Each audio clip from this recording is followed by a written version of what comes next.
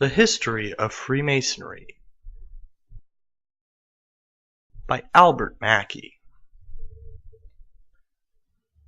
Volume 1 of The History of Freemasonry by Albert Mackey may be subdivided into 4 parts. The part which this video series will directly focus on will be the legends which form the basis of Freemasonry. Just where does Freemasonry originate? The earliest Masonic documents and manuscripts that relate legends of the myths and origins of Freemasonry can be found as far back as the 14th century. While academics and Masonic scholars agree that the authenticity of many of these documents are still within question. And what is clear is that over time, as we approach the 16th and 17th centuries, the authenticity of the historical claims become more and more accurate.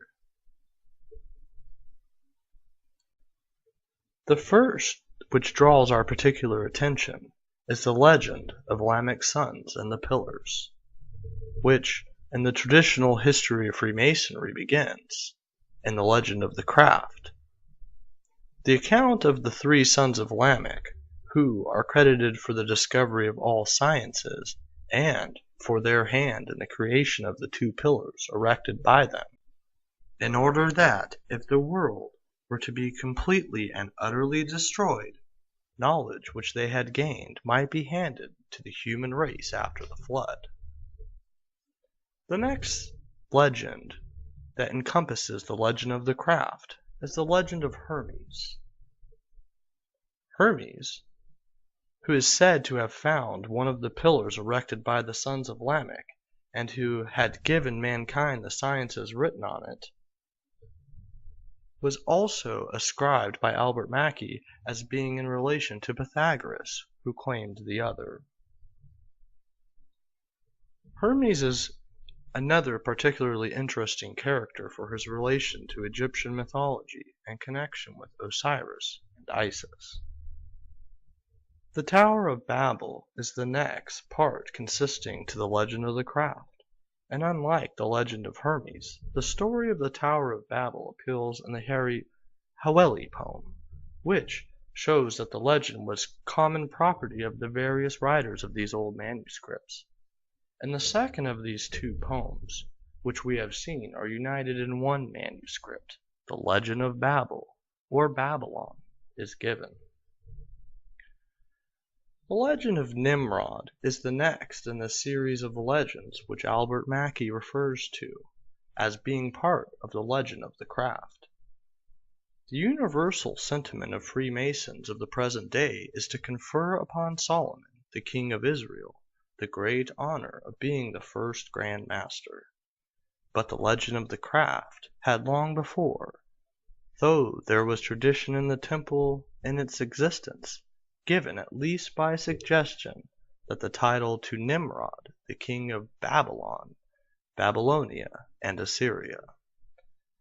It had created the first organizations of fraternity of craftsmen to him in saying that he give a change to the workmen whom he sent to assist the king of Nineveh in building his cities.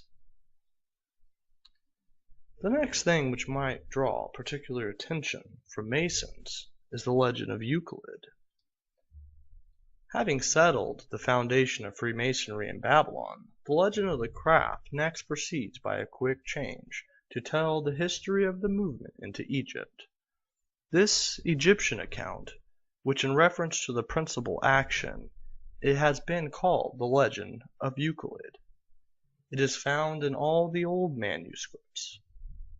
This legend is of the opening feature of the Haweli poem, being in that the document in the beginning of the history of Masonry, it is told in very much detail, just as in the Cook manuscript, and it is apparently copied from that into all later manuscripts. The next legend, which builds on top of the legend of Euclid, is the legend of the temple. The temple, by all accounts to a Mason, is the throne of Solomon. From this account of the exploits of Abraham and his pupil Euclid, and the invention of geometry or Freemasonry in Egypt, the legend of the craft proceeds, by rapid stride, to the story of the introduction of the art into Judea, or, as it is called in all of them, the land of the behest, or the land of promise. Here it is said to have been principally used by King Solomon in construction of the temple at Jerusalem. The general details connected with the building of this edifice, and the help given to the king of Israel by Hiram, king of Tyre, are told either directly or at second hand through the Polychronicon. From the first book of Kings, which is in fact referred to in all the manuscripts as a source of information, just as it is in the Cook manuscript. In the arrangement of the scripture as then used, the two books of Samuel were called the first and second of Kings. The third book of the Kings was then our first, according to the present practice. After building upon the legends, Mackey takes us to the legend of Charles Martel and Namus. The legend now gets near the field of authentic history, but still having its traditional character, goes on to tell, but in very few words, of the entry of Masonry into France. We have this account given in the language of the Dowan manuscript. Here the legend is repeated, nearly word for word, in all the later manuscripts, right up into recent times, but is not even mentioned in the earliest of the manuscripts of the Hawaiian poem, and this proves again the two sets of recorded events and traditions are copied from quite different sources.